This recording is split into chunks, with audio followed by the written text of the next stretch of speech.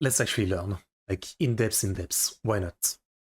So the India-Pakistan partition explained by Nitish Rajput. Majority में हिंदू हैं, election होगा तो हिंदू जीतेगा, लॉ बनाएगा तो वो भी हिंदू बनाएगा, तो मुस्लिम कहां जाएंगे? जिन्ना ने तो मौलवी और मौलाना का जो पूरा कॉन्सेप्ट था उसको ही क्रिटिसाइज कर दिया। Okay, tell me what things. ट्रेनों में लाशें भर के भेजी, बंटवारे में ऑफिस के जो टाइपराइटर और टेबल थे उनको भी नहीं छोड़ा, वो भी आधे आधे बांट दिए इन लोगों। इंडियन नेशनल कांग्रेस तो हिंदू पार्टी है, 6% लीडर्स को अगर छोड़ दिया जाए तो सारे हिंदू रखे हैं इन्होंने। जिन्ना तो कह रहे हैं कि हिंदू और मुस्लिम साथ में ही नहीं रह सकते, तो फिर पंजाब और बंगाल के हिंदू क्यों चाहिए? जिन्ना ने कह दिया था कि इंडिया के सारे मुस्लिम्स का जो रिप्रेजेंटेटिव है वो मैं हूं, तुम सबके लीडर हो, तो हम क्या करें, हम सब जॉब छोड़ दें। और सेम टाइम पे सावरकर ने बुक लिख के हिंदू राष्ट्र की डिमांड कर दी और आरएसएस को भी सारे लीडर ने सेम ईयर में बना दिया। अगर ऐसा है तो कैंडिडेट खड़ा होगा तो मुस्लिम खड़ा होगा, वोट भी खाली मुस्लिम करेगा, हिंदू वोट नहीं कर पाएगा। देखिए, इससे पहले हमने बात की थी ईस्ट इंडिया कंपनी की, कैसे एक मसाले का बिजनेस करने आई छोटी सी कंपनी ने हमारे देश को गुलाम बना लिया था और फिर क्या क्या करके हमने उनसे आजादी ली, उसके ऊपर भी वीडियो बनाई थी। और आज ये जो वीडियो है इसमें हम बात करेंगे कि जब आजादी मिल गई थी तो फिर ऐसी क्या मजबूरियां बन गई थी उस टाइम पे कि इंडिया का पार्टीशन करना पड़ा, और बड़े से बड़े दिग्गज जो थे वो इस चीज को रोक क्यों नहीं पाए। आज 77 साल हो चुके हैं इस पार्टीशन को, लेकिन आज भी आपको लोग बहस करते हुए दिख जाएंगे कि ये जो पार्टीशन हुआ ये सही हुआ या गलत हुआ, क्या सच में ऐसी कोई चीज हो सकती थी जो इस पार्टीशन को रोक देती, एक्चुअल में इसका जिम्मेदार कौन है। और देखिए, जब भी हमारे देश के पार्टीशन की बात होती है तो हमारे जिस तरीके से हमारे लिए जिन्ना विलन है, वैसे ही आप पाकिस्तान में जाके बात करोगे तो वहां पे नेहरू और गांधी जी को गलत बताया जाता है। और कुछ का ये भी मानना है कि अगर सरदार वल्लभ भाई पटेल या फिर सुभाष चंद्र बोस जी होते तो ये जो मैटर था ये वहीं पे सॉल्व हो गया होता। आप अगर इस मुद्दे पे कभी किसी से बात करोगे तो हर कोई कहता है कि ये नहीं होना चाहिए था, हम तो चाहते ही नहीं थे कि ऐसा हो, सब लोग आपस में प्यार से रहते थे, ये तो नेताओं ने मजबूरी बना दी थी। लेकिन जब उस टाइम पर एक दूसरे को मारने काटने की बात आई तो कोई भी पीछे नहीं हटा। नफरत ऐसी थी कि 15 से 20 लाख लोगों को काट दिया गया था। देखिए, इस पार्टीशन के बाद कई लोग I was gonna say, yeah, like as he's saying, things must have already been like pretty hot even before the partition, because it was only like, well, it was basically pretty much right away that the extreme fighting started. So things must have already been going on. सड़क पे आ गए थे, अपना घर, जमीन, काम छोड़ के उन्हें फिर से शुरुआत करनी पड़ी थी। वैसे तो वो टाइम एकदम अलग था, लेकिन आज भी फाइनेंशियल सिक्योरिटी की वही वैल्यू है। फ्यूचर सिक्योर करने के लिए अब लोग अलग अलग तरह की इन्वेस्टमेंट्स करते हैं, जिसमें से स्टॉक मार्केट एक है। अब देखिए, स्टॉक मार्केट के अंदर फायदे की गारंटी तो कोई नहीं ले सकता, लेकिन आप करेक्ट नॉलेज से अपने फायदे की प्रोबेबिलिटी जरूर बढ़ा सकते हैं। जैसे पिछले एक साल में बॉन्डाना इंजीनियरिंग का स्टॉक 20 टाइम्स इंक्रीज हुआ है, क्योंकि इनको 1700 करोड़ के ऑर्डर्स मिले थे। ऐसे ही आदित्य विजन के कई स्टेट्स में स्टॉक एक्सपेंशन करने के बाद उनका स्टॉक प्राइस 100 टाइम्स बढ़ा, और ऐसे ही केपीआई ग्रीन को जब बड़े ऑर्डर्स मिले तो उनका स्टॉक प्राइस बढ़ा। तो इससे आप समझ सकते हैं कि इन कंपनीज के प्राइस बढ़ने में लॉजिक था। तो अगर आपके पास कंपनी के ऑर्डर्स, एक्सपेंशन, सेल्स और प्रॉफिट जैसी इंपॉर्टेंट इंफॉर्मेशन है तो आप लॉजिकली बेटर डिसीजन ले पाओगे। लेकिन इस तरीके की इंफॉर्मेशन निकालने के लिए आपका बहुत ज्यादा टाइम जाएगा, और इसका सॉल्यूशन दिया है सॉवरेन ने। ये बहुत इजी है, विद इन फ्यू क्लिक्स आप देख सकते हैं किस कंपनी को बड़े ऑर्डर्स मिले, किसका एक्सपेंशन हुआ, कंपनी का प्रॉफिट क्या है, और ऐसे और भी बहुत सारे इंपॉर्टेंट डेटा। और सॉवरेन की जो इंफॉर्मेशन है ये कोई प्रिडिक्शन नहीं है, बल्कि एनएससी और बीएसई से सोर्स्ड एक्यूरेट इंफॉर्मेशन है। सॉवरेन आपके टाइम की रिस्पेक्ट करता है और सिर्फ इंपॉर्टेंट इंफॉर्मेशन देता है। और इसके साथ साथ सॉवरेन अपने नए यूजर्स को 45 डेज का फ्री ट्रायल देता है, और आप यहां पे फेमस इन्वेस्टर आदित्य जोशी से इन्वेस्टिंग भी सीख सकते हैं, वो भी बिल्कुल फ्री में। तो आज ही सॉवरेन ऐप को डाउनलोड करें, link is in the description. तो टॉपिक पे वापस आते हैं। तो उस टाइम पे ऐसी क्या सिचुएशंस बन गई थी और मजबूरी ऐसी क्या फंसी थी कि बड़े से बड़े भारतीय जो थे उनकी भी स्ट्रेटेजीज फेल हो रही थी। और इस पार्टीशन के पीछे जिम्मेदार कौन है, गलती किसकी है, एक एक डिटेल मैं आपके सामने रखूंगा, ताकि अगली बार जब आपके सामने कोई पार्टीशन की बात करे तो आपको एक्चुअल डिटेल पता हो। That's what I want to know, yeah. तो देखिए ये है कराची, और कराची के इस खरादर डिस्ट्रिक्ट के इस घर में, उस टाइम पे ब्रिटिश इंडिया का पार्ट था, तो इस घर में एक जिन्ना बाई पूंजा नाम से एक बिजनेसमैन रहता था। और इस बिजनेसमैन के यहाँ पे 25 ऑफ दिसंबर 1876 को एक लड़के का जन्म होता है जिसका नाम पड़ता है मोहम्मद अली जिन्ना, जो इस पूरी सिचुएशन का सबसे मेन कैरेक्टर है। जिन्ना के जो दादा थे वो पहले हिंदू थे, लेकिन बाद में इन्होंने मुस्लिम रिलीजन को अपना लिया था। इनके दादा पहले खोजा कास्ट से थे, खोजा कास्ट के लोग पहले हिंदू हुआ करते थे, फिर बाद में इन्होंने इस्लाम रिलीजन अपना लिया था, और फिर आगे जिन्ना जो थे उन्होंने भी मुस्लिम रिलीजन को ही फॉलो किया। अब जैसे जैसे जिन्ना बड़े होने लगे तो जिन्ना ने कराची के Christian missionary society high school से अपनी स्कूलिंग पूरी की, और फिर इसके बाद ये लंदन चले गए और वहां जाके अपनी लॉ की पढ़ाई करने लगे। काफी टाइम तक जिन्ना लंदन में रहने के बाद, वहां पे अपनी पढ़ाई करने के बाद, वकीलों के बीच में रहने के बाद, जिन्ना ईयर 1896 में कराची वापस आ जाते हैं। लेकिन जिस दिन ये कराची पहुंचते हैं उसी दिन इनकी फैमिली से इनको पता चलता है कि इनके जो फादर हैं, जो बिजनेसमैन थे, उनको पैसे का भारी नुकसान हो गया और इनके ऊपर बहुत सारा लोन हो गया। तो ये सारी चीजें जब पहुंचने के बाद इनको पता चलती हैं, तो जिन्ना जो थे वो अपना कमाने का इंतजाम जो है वो शुरू कर देते हैं, और ईयर 1900 आते आते बॉम्बे में जाके अपनी लीगल प्रैक्टिस शुरू कर देते हैं। और इस टाइम पे जो आजादी की लड़ाई वगैरह चल रही थी इससे बिल्कुल दूर थे, और गांधी जी जो थे वो भी उस टाइम पे साउथ अफ्रीका में थे। तो कहने का मतलब है कि जिन्ना और गांधी जी उस टाइम पे अंग्रेजों के खिलाफ जो आजादी की स्ट्रगल चल रही थी उससे बिल्कुल दूर थे, और उस टाइम पे किसी ने नहीं सोचा था कि ये जो दोनों हैं आगे चल के कितना बड़ा काम करने वाले हैं। देखिए उस टाइम पे ब्रिटिश इंडिया का जो मैप था वो ये था, ये जो आप ब्लू में देख रहे हैं ये प्रिंसली स्टेट्स थे जिनको ब्रिटिशर्स इनडायरेक्टली रूल करते थे, और बाकी ये जो पूरा येलो एरिया है इसको ब्रिटिशर्स डायरेक्टली रूल करते थे, और ये जो येलो एरिया है आगे चल के इसी एरिया का पार्टीशन होना था।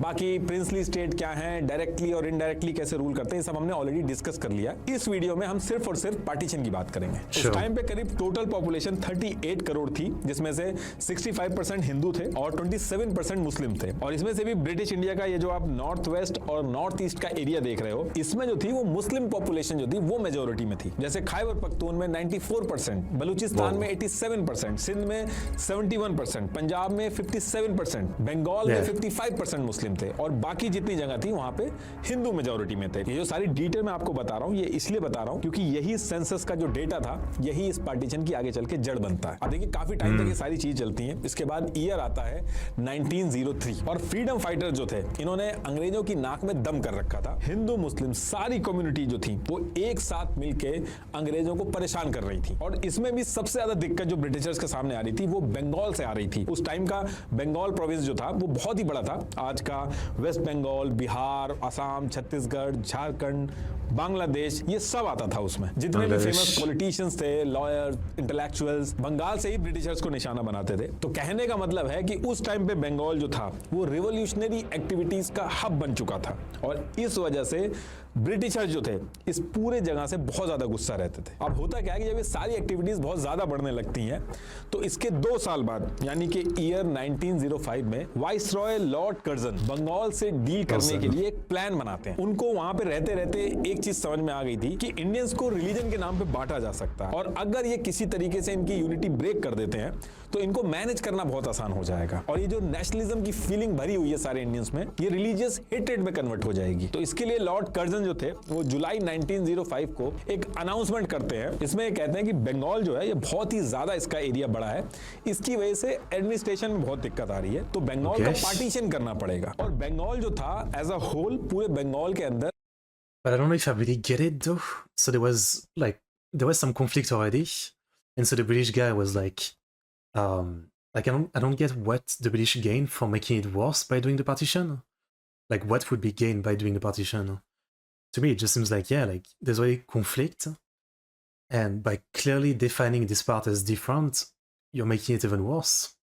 So how is this benefiting them if they're obviously here to make money and gain stuff? Like they're creating the circumstances for like even more conflict. Seems pretty clear. So what is there to gain? Hindu जो थे वो majority में थे, लेकिन बंगाल का जो east side था वहां पे मुस्लिम पॉपुलेशन ज्यादा थी। तो लॉर्ड कर्जन ने क्या किया, एक प्लान तरीके से बंगाल को डिवाइड किया। उसने जो बंगाल का ईस्ट एरिया था जहां पे मुस्लिम मेजॉरिटी ज्यादा थी उसको ईस्ट बंगाल बना दिया। आज Or is it literally, I guess I was confused, literally like just separate the religion? Like if you're Muslim, you go there, if you're Hindu, you go there, thinking that, that's going to solve the conflict. And so then, yeah, they would still get profit because they stop fighting because they are in their separate place. Is that the idea? की date में वो बांग्लादेश है और बाकी जो बचा बंगाल था उसको वेस्ट बंगाल बना दिया। अब जब अंग्रेजों ने बंगाल का पार्टीशन किया तो ईस्ट बंगाल के अंदर जो मुस्लिम्स थे वो पहले बंगाल के अंदर माइनॉरिटी थे, लेकिन अब ईस्ट बंगाल बनते ही मेजॉरिटी में आ गए थे और हिंदू जो पहले मेजॉरिटी में थे वो माइनॉरिटी बन गए थे ईस्ट बंगाल के अंदर। और बाकी जो वेस्ट बंगाल के लोग थे वहां ऐसा ज्यादा कोई दिक्कत नहीं थी, वहां जैसे पहले था वैसे ही रहा, लेकिन वेस्ट बंगाल के लोग भी गुस्सा हो गए थे क्योंकि उनके हाथ से आधा बंगाल चला गया था। So, in a sense, like, yeah, they definitely made the problem worse. Huh? Like, the problem, there was already like some infighting when the two, like, all the people of the two religions were mixed in, but clearly separating them completely, but next to each other, made it even worse because now, I guess both sides was much more of an echo chamber, right? When before there was still like a lot of people mingling and being together, I'm sure not everybody hated someone else because of their religion, right? But now by clearly separating them to actually try to make them fight less, you kind of made it worse because again, both on their side are like echo chamber, they're just stuck with the same as the people same as them, which is gonna help to just amplify the other side as the enemy and different and all that. Yeah, that's literally how you make it worse. I see the point. Turned quickly into horror and mourning. Throughout this vast land, Hindus and Muslims seek safety in new surroundings. Peace-loving people. Music is cool. अब ये जो बंगाल का partition हुआ था इस चीज को लेके इंडियन नेशनल कांग्रेस ने सबको इकट्ठा किया, आंदोलन करना स्टार्ट किया कि बंगाल का जो पार्टीशन है ये गलत है। लेकिन कहीं ना कहीं ईस्ट बंगाल के जो मुस्लिम्स थे उनको इस पार्टीशन से उतनी ज्यादा दिक्कत नहीं हुई। जैसे पहले एक साथ अंग्रेजों के खिलाफ लड़ाई लड़ी जाती थी, धरने दिए जाते थे, इस बार ये जो बंगाल का पार्टीशन हुआ था इसको लेके जो धरने वगैरह दिए जा रहे थे, ईस्ट बंगाल के जो मुस्लिम्स थे, एक सेगमेंट था मुस्लिम्स का, वो इसमें एक्टिवली पार्टिसिपेट नहीं कर रहे थे। और ये पहली बार एक ऐसी सिचुएशन बनी थी जहां पे एक साथ आंदोलन करने की बजाय ये डिस्कशन स्टार्ट हो गया था कि ये जो इंडियन नेशनल कांग्रेस है ये हिंदुओं की पार्टी है। पूरी पॉपुलेशन के 26% मुस्लिम्स हैं, लेकिन कांग्रेस ने अपनी पार्टी में सिर्फ 6.59% मुस्लिम डेलीगेट्स रखे हैं। और डिस्कशन ये था कि कल को अगर अंग्रेज चले भी गए कि लड़ाई तो सब लोग लड़ रहे हैं लेकिन मुस्लिम्स जो हैं उनकी तो फिर भी नहीं चलेगी क्योंकि कांग्रेस तो हिंदुओं की पार्टी है, इलेक्शंस भी होंगे तो हिंदू ही जीतेंगे, तो आजादी के बाद भी हमारी उतनी नहीं चलेगी। लेकिन इंडियन नेशनल कांग्रेस ने इस चीज को भांप लिया था, उनको समझ में आ गया था कि ये जो रिलीजियस एंगल उठने लगा है ये इस पूरे मूवमेंट को खराब कर देगा। तो उन्होंने अपने हर स्टेप में एक ही स्टांस रखा। वो स्टांस ये था कि उन्होंने ये कहा कि देखिए रिलीजन जो है वो आपका एक प्राइवेट मैटर है, रिलीजन के बेस पे पॉलिटिक्स करना। I was gonna say, like, what he said, there's only like 6% like Muslim member in, what was it, the Parliament Congress, I forgot what he said, but that shouldn't really be like, there shouldn't really be anything to just make it even or something, because again, I mean, some country will definitely do that, but in my humble, atheist, godless opinion, life if you want, politics and government should not be run by religion, as he said. So, like, it shouldn't be any rules to try to make it even or something. Like, there's 50% Hindu, 50% Muslim exactly members in the group, like 10 and 10 or something. I don't think that's how it should go, right? But on the other hand, you also should not like also there shouldn't be a rule to like ban one side or something. I mean, it's a mess. It's complicated, yeah. I mean, I would say like it's easy to say separate the religion and state, right? As you say, right? But it's easier said than done when religion is such a massive part of the world and people's life. So it's easier said than done, yeah. That's the problem. बहुत ही dangerous हो सकता है। और उन्होंने हर community को जाके यही चीज समझाई कि हम अंग्रेजों के खिलाफ जिस आजादी की लड़ाई लड़ रहे हैं उसमें हम एक सेकुलर इंडिया को देखते हैं जिसमें हर धर्म, हर कम्युनिटी के लिए जगह होगी, आपको कोई भी डरने की बात नहीं। कांग्रेस ने यही मैसेज कन्वे किया कि नेशनलिज्म और देश जो है वो किसी भी धर्म या कम्युनिटी से बड़ा होता है। इनफैक्ट जो उस टाइम पे धर्म की बात करते थे उनको कांग्रेस वाले कम्युनल बोलते थे। लेकिन ये जो बंगाल का पार्टीशन हुआ था इसमें हिंदू मुस्लिम के बीच में एक दरार पड़ चुकी थी और अंग्रेजों का जो प्लान था वो काम करने लगा था। और ये टाइम चल रहा था इसी बीच में जिन्ना की भी एंट्री होती है पॉलिटिक्स में। ईयर 1906 में कांग्रेस कलकत्ता के अंदर एक सेशन कर रही थी, इसी में जिन्ना आए थे और जिन्ना ने कांग्रेस को ज्वाइन कर लिया था। देखिए थोड़ा सा जिन्ना के बारे में बता देता हूं आपको। जिन्ना की जो आज इमेज है, उस टाइम पे जिन्ना के जो पर्सनल बिलीफ थे वो बिल्कुल अलग थे। उस टाइम पे जो जिन्ना थे वो सेकुलरिज्म की बहुत ज्यादा बात करते थे, कांग्रेस की सेकुलर आइडियोलॉजी से बहुत ज्यादा इंप्रेस थे और जिन्ना जो थे वो मौलाना मौलवी को बहुत क्रिटिसाइज करते थे। जिन्ना का जो लाइफस्टाइल था वो ट्रेडिशनल इस्लामिक प्रैक्टिसेस से बहुत ही अलग था। सरोजनी नायडू जी ने ऑन रिकॉर्ड जिन्ना को ambassador of Hindu Muslim unity तक का टैग दिया था। लेकिन आगे चल के सारी चीजें घूमेंगी, अभी आप थोड़ा सा वेट करिए बस। तो अब अंग्रेजों ने बंगाल का पार्टीशन तो कर दिया था, इसको लेके पूरा जो इंडियन नेशनल कांग्रेस था वो धरने वगैरह दे रहे थे, प्रोटेस्ट कर रहे थे। सेम टाइम पे जिन्ना की भी एंट्री हो गई थी, उन्होंने कांग्रेस ज्वाइन कर लिया था। और इसी टाइम पे एक चीज और हो जाती है। होता क्या है कि जब ये सारी चीजें चल रही थी तो सेम ईयर 1906 में ईस्ट बंगाल जो अभी अभी डिवाइड होकर नया स्टेट बना था, जहां पे मुस्लिम मेजोरिटी में थे, वहां पे ढाका शहर के अंदर, अभी तो बांग्लादेश हो गया वो, वहां पे मुस्लिम्स की एक मुहम्मदन एजुकेशनल कॉन्फ्रेंस चलती थी। ये हर साल वहां पे होती थी, लेकिन अब क्या था कि डिवाइड हो गया था तो ईस्ट बंगाल के अंदर हो रही थी। इसमें मुस्लिम कौम की जो ग्रोथ वगैरह है, इन सारी चीजों पर डिस्कशन होता था। तो इस बार जो ढाका के अंदर ये सेशन हुआ, ये थोड़ा सा अलग था। यहाँ के सेशन में डिस्कशन ये हुआ कि ये जो इंडियन नेशनल कांग्रेस है, जो इंडियन मुस्लिम्स और हिंदू दोनों को रिप्रेजेंटेटिव बनने का दावा कर रही है, ये तो एक हिंदू पार्टी है।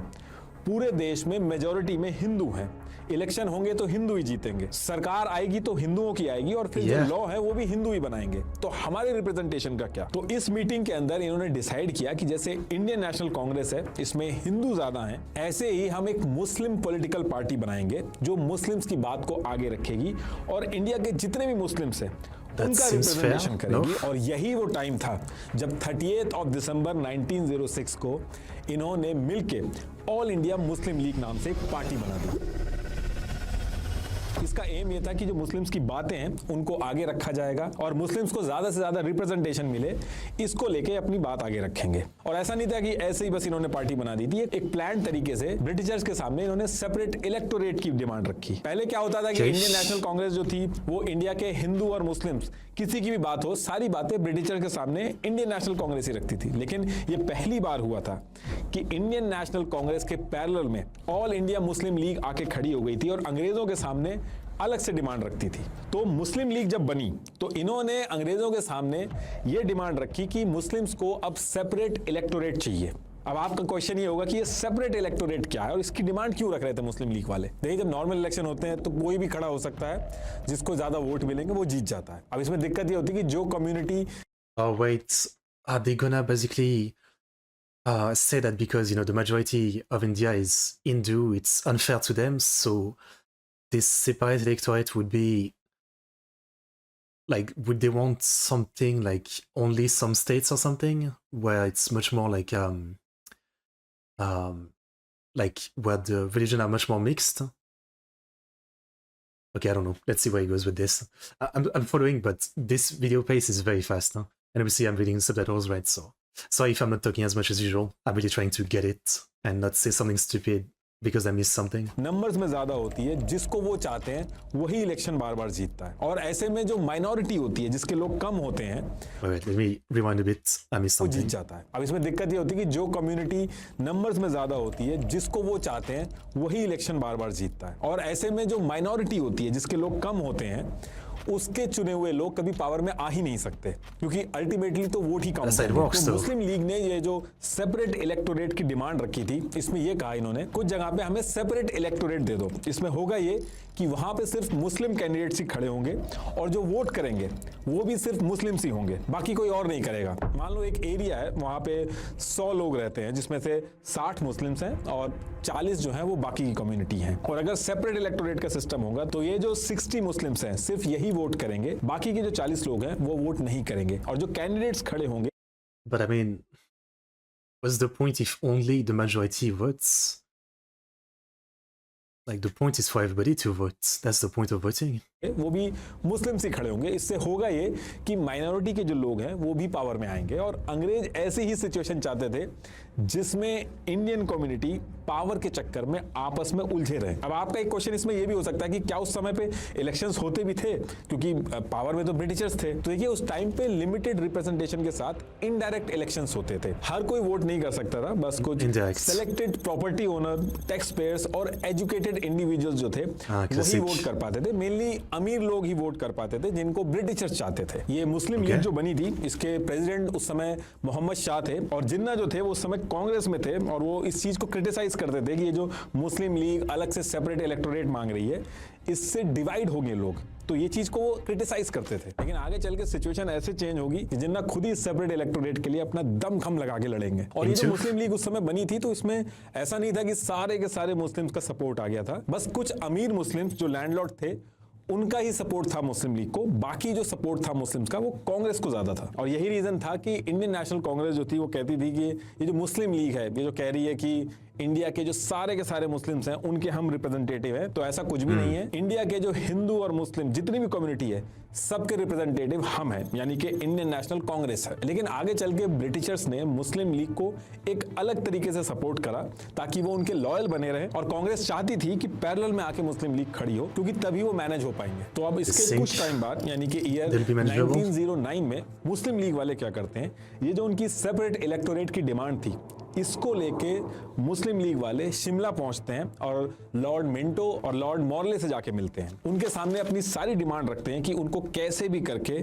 सेपरेट इलेक्टोरेट चाहिए। और अंग्रेज जो थे वो बड़े आराम से इस डिमांड को मान लेते हैं। तो उस टाइम पे united province, Bengal, Punjab, Bombay presidency, Madras presidency, central province, यहाँ पे अंग्रेज कह देते हैं कि अब यहाँ पे मुस्लिम्स के लिए सेपरेट इलेक्टोरेट होंगे। और इसके साथ साथ सेंट्रल लेजिस्लेटिव काउंसिल में भी मुस्लिम्स के लिए सीट जो थी वो रिजर्व कर दी गई। ये जो ईयर 1909 के मॉर्ले मिंटो रिफॉर्म्स थे, इसके आने के बाद मुस्लिम लीग बहुत ज्यादा खुश हो जाती है। इंडिया की जो पूरी मुस्लिम पॉपुलेशन थी उसके अंदर भी मुस्लिम लीग बहुत ज्यादा पॉपुलर होने लगती। ये जो मुस्लिम लीग ने सेपरेट इलेक्टोरेट दिलवाया था मुस्लिम्स को, इस एक इंसिडेंट की वजह से बहुत ही कम टाइम में मुस्लिम लीग जो थी वो इंडियन नेशनल कांग्रेस के पैरेलल में आके खड़ी हो गई थी। और अब जब मुस्लिम लीग की पॉपुलैरिटी बढ़ती है तो जिन्ना जो कि कांग्रेस में थे उन्होंने ईयर 1913 में मुस्लिम लीग को ज्वाइन कर लिया। मतलब कि कांग्रेस को छोड़ा नहीं, उन्होंने एक साथ कांग्रेस और मुस्लिम लीग दोनों को ज्वाइन किया। उस टाइम पे जिन्ना का ये कहना था कि ऐसा करके ये हिंदू मुस्लिम यूनिटी को मेंटेन कर पाएंगे। और मुस्लिम लीग और कांग्रेस जो ये जो अलग अलग रास्ते पे चल रही है इससे काफी दिक्कतें आएंगी आजादी में, तो एक रास्ता बनाया जाएगा जिससे मुस्लिम लीग और कांग्रेस जो है वो एक साथ आके अपने मेन गोल को अचीव करे, ब्रिटिशर से आजादी, ना कि आपस में लड़े। और इस चीज से कांग्रेस जो थी वो भी खुश थी, क्योंकि कांग्रेस कुछ भी करके मुस्लिम लीग को He keeps making big points about this, and I guess thinking about, what exactly happened. This is it, yeah. Like, things were okay for a while because they had a common enemy, the British, right? But then as soon as the British left, and we see, the British did clearly, have some hand in all this, but as soon as they left and they don't have the British to fight, suddenly it's time to turn on each other, right? So I guess all this time it was more they had someone else to fight, but eventually, this was always a problem that was going to lead to more conflict. It was just kind of like put on pause for a while, is what I'm getting. साथ ही रखना चाहती थी, वो और divide नहीं करना चाहती थी। और मुस्लिम लीग ज्वाइन करने के बाद जिन्ना जो थे वो इन दोनों की मीटिंग करवाते हैं लखनऊ के अंदर, जिसको लखनऊ पैक्ट के नाम से भी जाना जाता है। मीटिंग के अंदर मुस्लिम लीग जो है वो कुछ डिमांड रखती है अपनी। मुस्लिम लीग कांग्रेस से कहती है कि हम आपके साथ तभी आएंगे जब आप हमें जो सेपरेट इलेक्टोरेट जो हमें मिला है उसका खुल के सपोर्ट करो, और पंजाब और बंगाल के अंदर जो मुस्लिम कैंडिडेट्स की सीट्स हैं उनको थोड़ा सा बढ़ा दो आप। अब वैसे तो कांग्रेस जो थी वो रिलीजन के बेसिस पे सीट्स मिलना इन सब चीजों के खिलाफ थी, लेकिन कांग्रेस जैसे तैसे करके इस चीज को मान लेती है और कहती है कि आजादी की जो लड़ाई चल रही है British Indian National Congress was a common platform for leaders to come and talk about freedom struggle, just like American Congress, when it was converted into a political party much later. Interesting.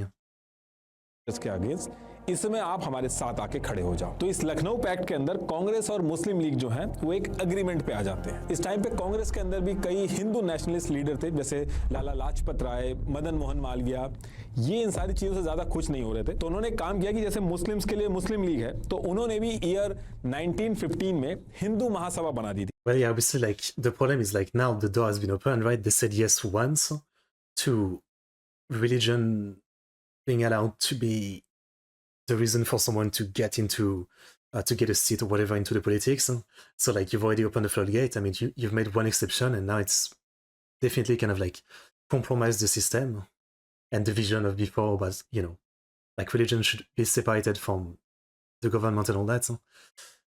Yeah.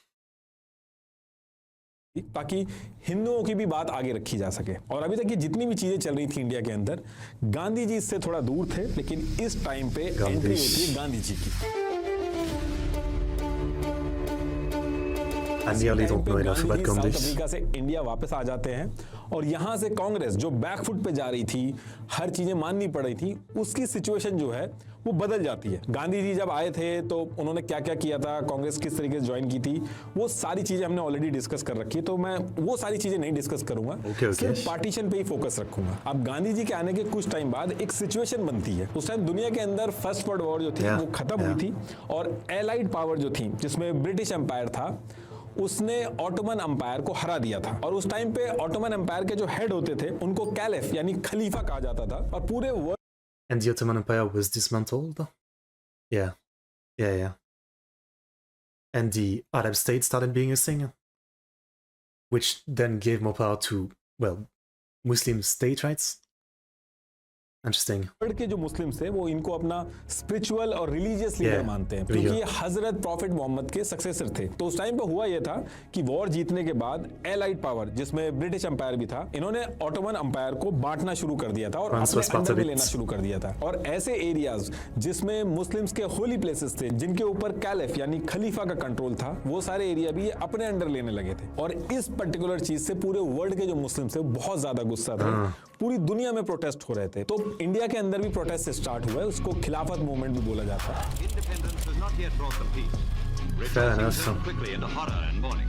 I didn't think of that. Hindus and Muslims seek safety in new surroundings. Peace-loving people, theirs is the dream. और Ali brother जो थे उन्होंने इस खिलाफत movement को India के अंदर start किया था।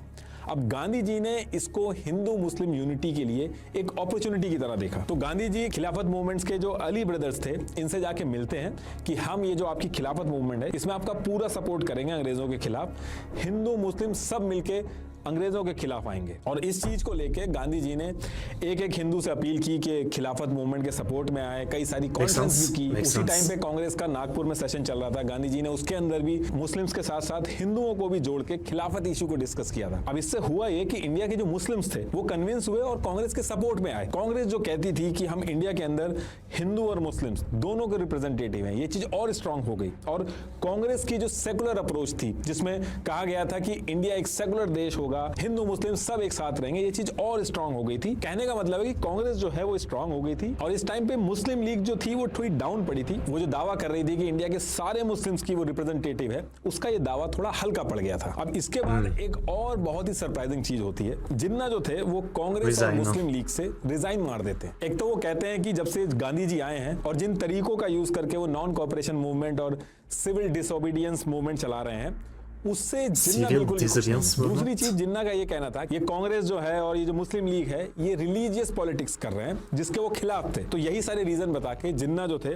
वो रिजाइन मार के लंदन चले जाते हैं। लेकिन इसमें यह भी कहा जाता है कि जिन्ना इसलिए चले गए थे क्योंकि कांग्रेस और मुस्लिम लीग दोनों में उनको कोई पूछ नहीं रहा था। कांग्रेस के अंदर गांधी जी की चल रही थी और मुस्लिम लीग में मुख्तार अहमद अंसारी जो थे वो अपनी चला रहे थे। तो इस वजह से जिन्ना जो थे वो गुस्से में गांधी को तानाशाह बोल के पॉलिटिक्स वगैरह छोड़ के सीधे लंदन चले गए थे। तो अब इसके काफी टाइम तक हिंदू मुस्लिम जो है वो साथ में मिलकर काम करते हैं, ब्रिटिशर्स के अगेंस्ट में अपनी बातें रखते हैं। लेकिन ईयर 1923 में ब्रिटिशर्स क्या करते हैं, पंजाब के अंदर एक मुस्लिम मेजोरिटी वाला एरिया था, तो वहां पे ब्रिटिशर्स क्या करते हैं, एक म्युनिसिपल अमेंडमेंट एक्ट 1923 लेके आ जाते हैं। और ये जो एरिया था जहां पे मुस्लिम मेजोरिटी में थे, पहले जितनी मुस्लिम्स की सीट थी उससे ज्यादा सीट रिजर्व कर देते हैं मुस्लिम्स के लिए, और जो हिंदू पॉपुलेशन थी उनकी सीट एकदम से कम हो जाती है। अब इस इंसिडेंट की वजह से जो Hindu Facts number of Muslim in India is more than in Pakistan.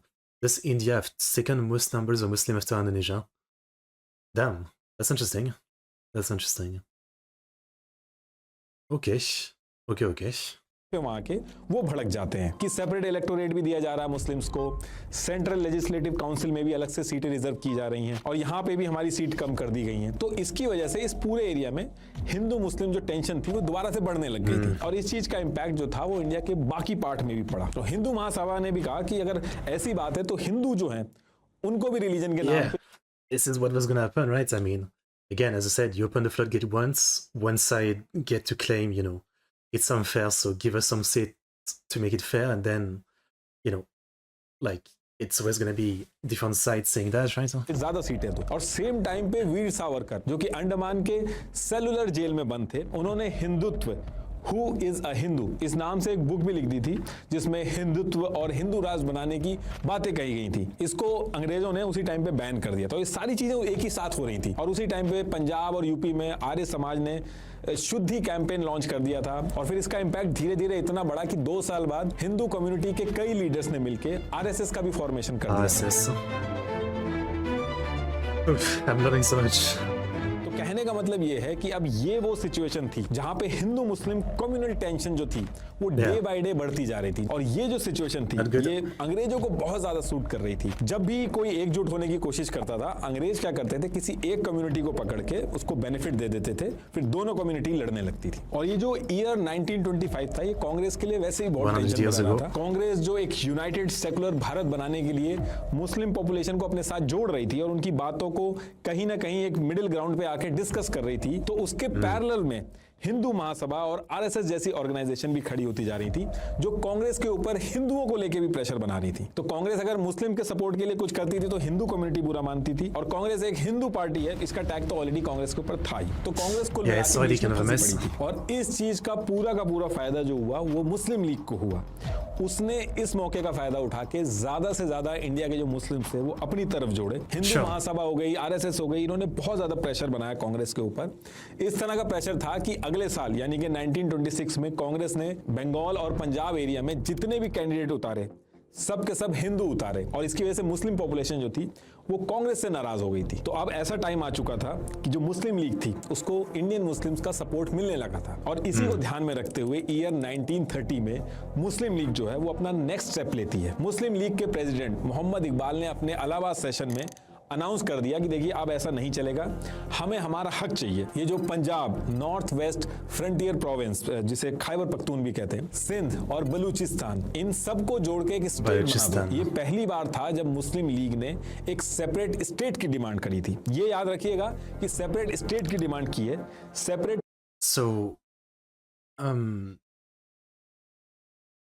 So I got a bit confused earlier. So now they're demanding for a separate state, which would become Pakistan. So I guess they already did that earlier with what was it, East Bengal? I thought that was already basically became like their own state, but not quite. I guess it's still technically a part of the country.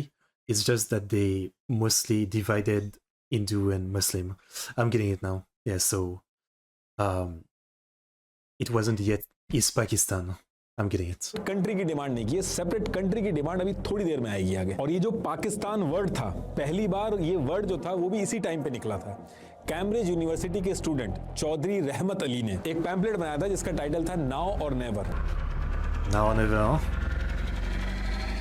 और इसी pamphlet में पहली बार इन्होंने पाकिस्तान नाम declare किया था। पाकिस्तान से आई गायब था, पाकिस्तान नाम से टाइटल दिया था इसको। ये पहली बार था जब ये वर्ड लोगों के सामने आया था। तो इधर ये सारी चीजें चल रही थी और इसके कुछ टाइम बाद ईयर 1933 में लियाकत अली खान जो जिन्ना के बहुत ही खास थे, ये लंदन में जाते हैं। ये जाके वहां पे जिन्ना से जाके मिलते हैं और कहा जाता है कि इसी पर्टिकुलर टाइम पे लियाकत अली खान और जिन्ना ने ये डिस्कशन किया था कि जिन्ना को वापस इंडिया में आके मुस्लिम लीग ज्वाइन करना चाहिए और ज्वाइन करने के बाद एक अलग मुस्लिम देश की डिमांड रखनी चाहिए जिसको 100% मुस्लिम सपोर्ट मिलेगा। ये प्लान लंदन के अंदर डिस्कस हुआ था, ऐसा कहा जाता है। और फिर नेक्स्ट ईयर अप्रैल में यानी कि अप्रैल 1934 को जिन्ना इंडिया वापस आके सबसे पहले But like Jinnah literally left because he didn't like the way religion was being so put into politics. So why would he come back? Because literally like using religion to completely make a different country, like is an even more extreme version of politics. Like it's even more than what they were doing before. So I guess he maybe changed his mind. Yeah. Muslim league join करते हैं, उसके president बनते हैं, और इस बार जब जिन्ना India आए थे, अपनी जो पुरानी आइडियोलॉजी थी उसको बिल्कुल पीछे छोड़ दिया था। एकदम बदले हुए जिन्ना इंडिया वापस आए थे, और उनका जो पॉलिटिकल स्टांस था इंडियन पॉलिटिक्स के अंदर, उसको पूरी तरीके से चेंज कर दिया था। इन्होंने मुस्लिम लीग जो थी उसको पूरी तरीके से रीऑर्गेनाइज किया, लीडरशिप चेंज की उसकी, और बैक टू बैक कांग्रेस के ऊपर निशाना साधा कि कांग्रेस एक हिंदू पार्टी है, मुस्लिम को अलग आइडेंटिटी चाहिए, अलग देश चाहिए होगा। जो टू नेशन थ्योरी थी कि हिंदू मुस्लिम एक साथ नहीं रह सकते, जिन्ना ने इंडिया के एक एक मुस्लिम को ये समझाना चालू किया और यूनाइट करना चालू किया। जिन्ना ने मुस्लिम्स को ये समझाया कि ये जो कांग्रेस है, I mean, it's really like this is really when things go wrong, right? In many countries, I mean, the second someone starts to speak like that, you know, like we have different religion, so we absolutely cannot live together. I mean, you know, I feel like this is exactly when things start to go bad. Huh? It's not a great way to look at things. I mean, I guess I can understand though the problem at the time was like, you know, like while the Congress can claim that, you know, like most of the majority is Hindu, but they can claim that, you know, it is their personal religion, but they do not let that affect their decision in the politics. Huh? I mean, you can say that, but is it something that people will fully believe? I can understand why the Muslim people wouldn't fully believe that, or, you know, accept that, right? As they will, no matter what, be the minority. So obviously they like want their own country where, you know, they have all the choice, all the say. But I don't know.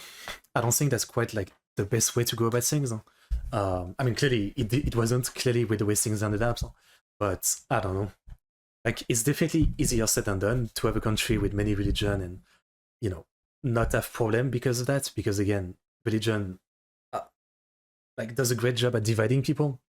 You know, it's such an important thing to people that, you know, they can't that easily accept others being different. But at the same time, again, even though it's not been perfect, there's some country in the world where it's kind of worked out. I mean, my own country, right? Like, you know, France has a lot of dark history, obviously, but we still ended up with a lot of people from, you know, African country, and obviously a lot of Muslim people, right?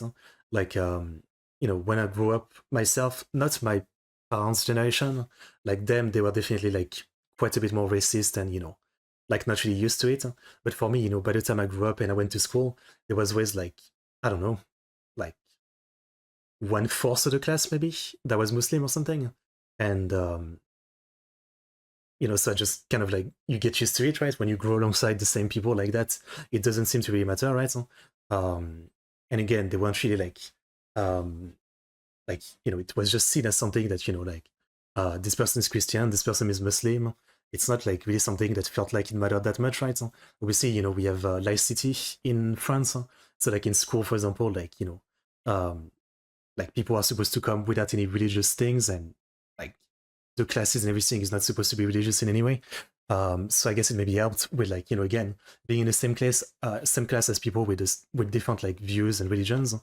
And yet, you know, no one is really fighting about that. Everybody has their things, but we still live together and all that.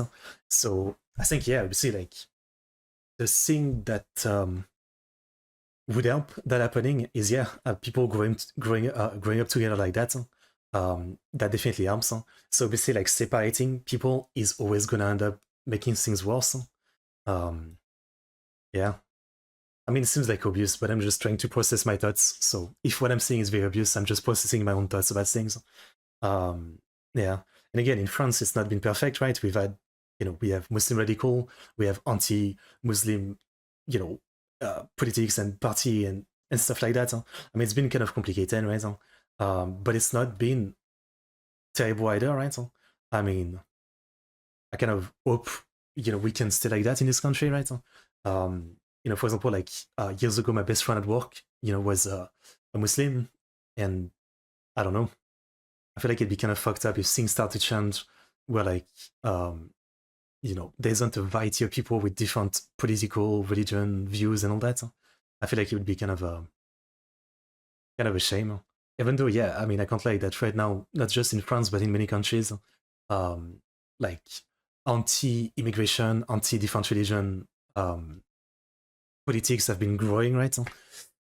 It's a mess. It's complicated. I mean, I guess it's always been a problem throughout the story, right? I mean, I don't think it will ever be fully fixed. Yeah. But looking at this, it's really like, this feels like a great summary of what not to do, right? I mean, sure, there would be a lot of problem challenge and it would be very difficult if, like, here they had decided to, like, not do any of this, still try to live amongst each other. But yeah, obviously, I know here there's like a lot more reason, right? Like the British were involved. You know, I mean, it's a mess. I'm not getting lost in what I'm trying to say. Sorry. It's complicated. ये United secular India के नाम पे Muslims को कुछ भी नहीं देगी, सारी जो पावर है वो हिंदुओं के हाथ में रहेगी। अब इसके बाद क्या होता है कि ईयर 1935 आते आते ये जो अंग्रेज थे, रिवॉल्यूशनरी एक्टिविटीज इतनी ज्यादा बढ़ गई थी इंडिया के अंदर कि इनके ऊपर भी बहुत ज्यादा प्रेशर था और इन्होंने मजबूरी में इस प्रेशर को रिलीज करने के लिए ये लोग लेके आते हैं गवर्नमेंट ऑफ इंडिया एक्ट 1935। तो जैसा मैंने आपको अभी थोड़ी देर पहले बताया था कि पहले लिमिटेड लोग ही वोट कर पाते थे, तो इस एक्ट में वैसे तो बहुत सारी चीजें थी, लेकिन जो मेन चीज थी वो ये थी कि इलेक्शन में कौन वोट करेगा, उनके जो नंबर्स हैं, आम जनता के जो नंबर्स हैं वो बढ़ा दिए गए थे। अब इस एक्ट के आने के बाद जो इलेक्शन होंगे उसमें करीब 30 to 35 मिलियन इंडियन वोटर जो थे वो वोट करने के लिए एलिजिबल हो गए थे, जिसमें यह था कि थोड़ा बहुत पढ़ा लिखा होना चाहिए, टैक्स भरना चाहिए उसको, कुछ लैंड अगर उसके नाम पे हो तो वो वोट कर सकता है। तो कुल मिला के जो गवर्नमेंट ऑफ इंडिया एक्ट 1935 आया था, इसमें मोटा मोटी ये था कि पूरे इंडिया के स्टेट्स में इलेक्शन होंगे और इंडियन पॉलिटिकल पार्टी जैसे कांग्रेस, मुस्लिम लीग, हिंदू महासभा, ये सब इलेक्शन लड़ेंगे और जो जीतेगा वो उस स्टेट के अंदर चला। One reason of religion-based partition broke out when Bangladesh was liberated from Pakistan in 71 on linguistic terms as Bengali people wanted to be separate from Pakistan. One reason of religion-based partition broke out there. Yeah, there's really a lot to it. There's a lot to it. It's really not simple. और उसके साथ साथ एक अपना ये governor भी रख देंगे उस स्टेट के अंदर। तो ये प्लान था इनका और इस एक्ट को लाने के बाद नेक्स्ट ईयर 1936 में ये जो अंग्रेज थे ये इलेक्शन करवाते हैं। टोटल 1585 सीट्स पे इलेक्शन होने थे और इस इलेक्शन में हिंदू महासभा, मुस्लिम लीग जो थी, इन सबको बुरी तरीके से पीछे करके कांग्रेस जो थी वो 707 सीट्स पे जीत जाती है और मुस्लिम लीग जो थी वो सिर्फ 106 सीटें जीतती है। यहां तक कि हाल ये हो गया था इस इलेक्शन में कि जो सीट्स मुस्लिम्स के लिए सेपरेट इलेक्टोरेट के साथ रिजर्व थी, तो कांग्रेस ने वहां पे भी मुस्लिम कैंडिडेट्स खड़े करके मुस्लिम लीग को हरा दिया था। और इस इलेक्शन के बाद एक चीज साफ हो गई थी कि इंडिया के अंदर सारे हिंदू और मुस्लिम पॉपुलेशन के जो रिप्रेजेंटेटिव है वो कांग्रेस है, मुस्लिम लीग नहीं है। और ये जो इलेक्शन हुए थे ये मुस्लिम लीग के लिए बहुत बड़ा डिजास्टर थे। मुस्लिम लीग बिल्कुल खुश नहीं थी और यहां से मुस्लिम लीग एक बहुत बड़ा शिफ्ट लेती है।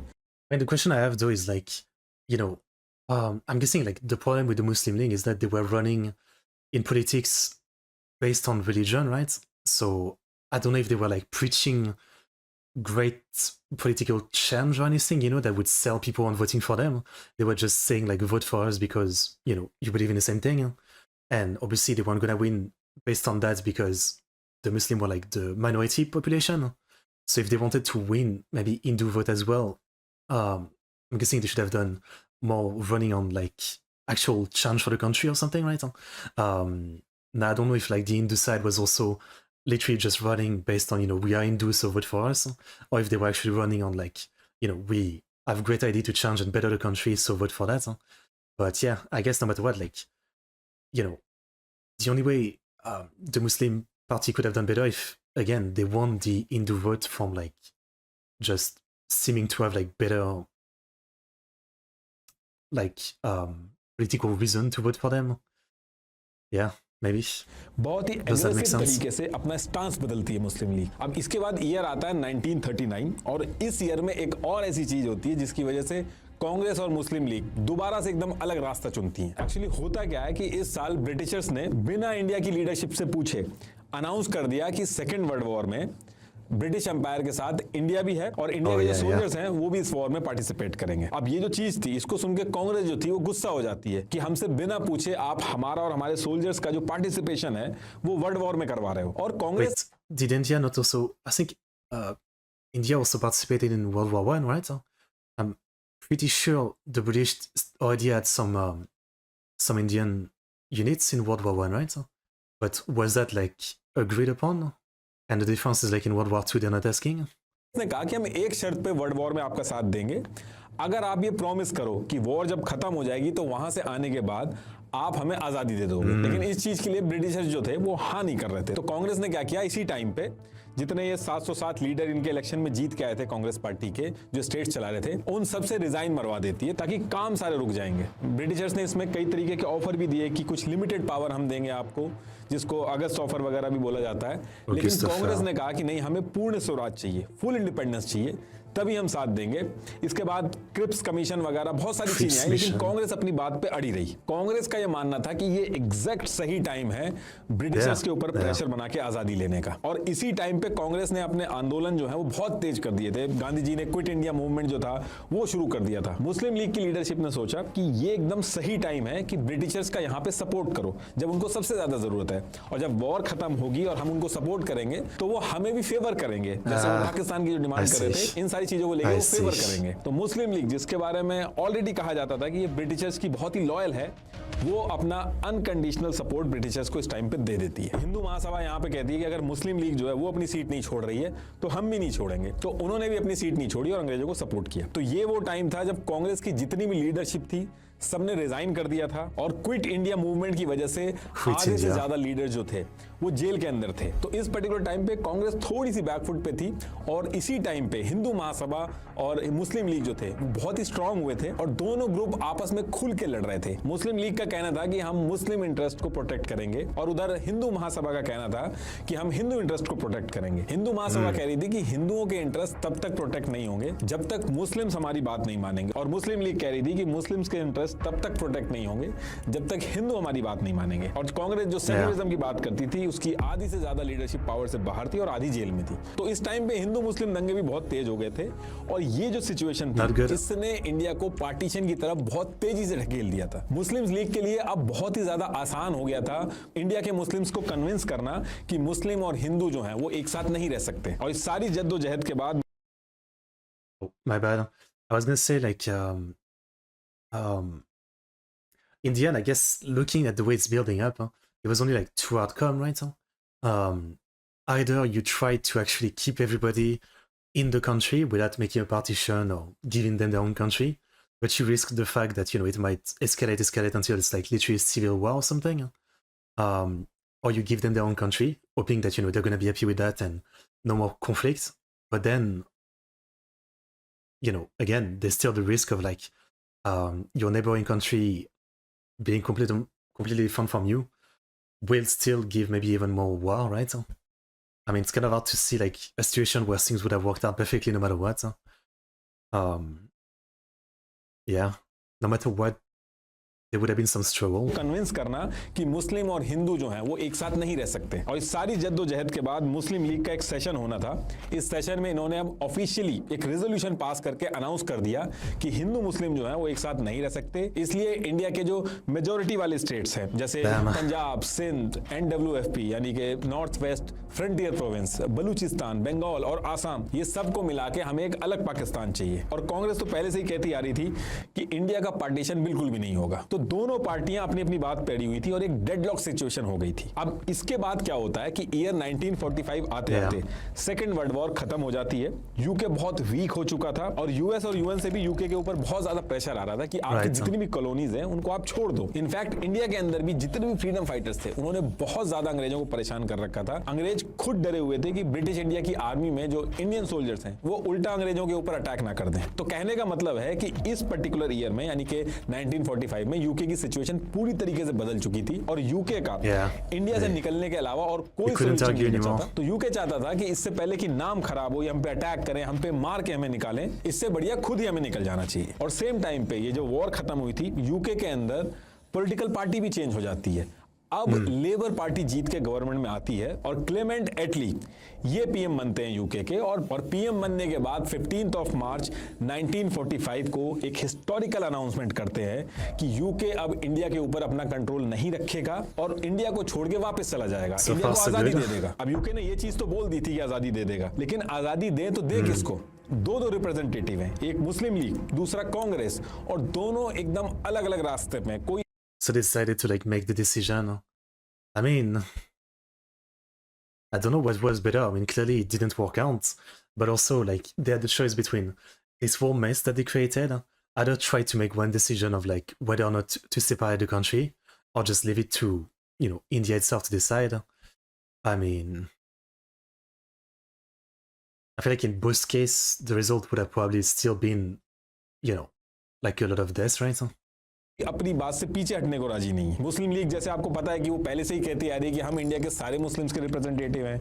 कांग्रेस कह रही है कि इंडिया के अंदर जितने भी लोग हैं, हिंदू मुस्लिम, सबके रिप्रेजेंटेटिव हम हैं। तो आज़ादी का डिस्कशन होना किससे है और किस तरीके से होना है, इसके बारे में कुछ क्लैरिटी नहीं आ रही थी। तो अब इसके लिए ब्रिटिशर्स क्या करते हैं, अगले साल यानी कि 1946 के स्टार्टिंग में ब्रिटिशर्स एक इलेक्शन करवाने की बात करते हैं। और इलेक्शन करवाने के पीछे का जो मेन रीजन था वो ये था कि अंग्रेज चाहते थे कि इंडिया की जो पॉलिटिकल पार्टीज हैं जैसे मुस्लिम लीग, कांग्रेस, ग्राउंड लेवल पे लोगों का सपोर्ट किस तरीके का है, लोग क्या चाहते हैं। और इस इलेक्शन को कराने के पीछे एक और रीजन था कि ये मुस्लिम लीग जो अलग पाकिस्तान बनाने की जो डिमांड कर रही है, लोगों में ये डिमांड कितनी स्ट्रांग है, और कांग्रेस ये जो सेकुलर और यूनाइटेड भारत की बात कर रही है, इसको कितना सपोर्ट मिल रहा है लोगों के बीच में। Right. तो कहने का मतलब है कि इस इलेक्शन से यूके ये समझना चाहता था कि जब वो इंडिया को छोड़ के जाएंगे तो किस तरीके से पावर शेयरिंग होगी, किसको क्या देना होगा, पार्टीशन होगा या नहीं होगा, होगा तो किस तरीके से होगा, इसको लेके क्लैरिटी आएगी। ये जो इलेक्शन होना था ये मुस्लिम लीग और कांग्रेस के बीच में एक डायरेक्ट कंपटीशन था, जिसमें कांग्रेस जो थी वो वोट मांग रही थी एक सेकुलर यूनाइटेड इंडिया के नाम पे, जहां पे हिंदू और मुस्लिम सब साथ में रहेंगे, और मुस्लिम लीग जो है वो वोट मांग रही थी एक अलग मुस्लिम देश बनाने के नाम पे। और फिर इलेक्शन करवाए जाते हैं और इलेक्शन के बाद इलेक्शन का रिजल्ट आता है, और रिजल्ट बहुत हैरानी वाले थे।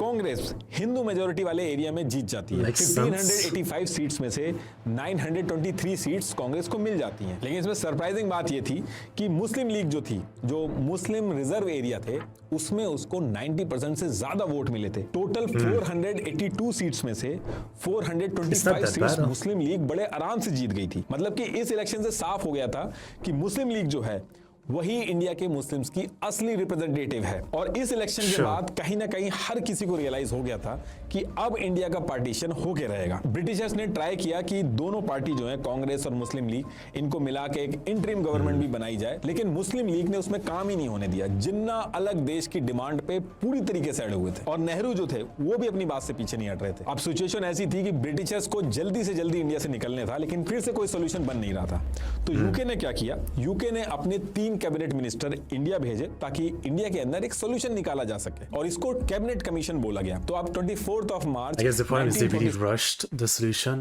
I mean, clearly, yeah, they obviously needed to leave fast, but yeah, they tried to rush the solution when clearly this was much bigger than just create another country and everything is good, right? Yeah, like you can't rush like that in politics.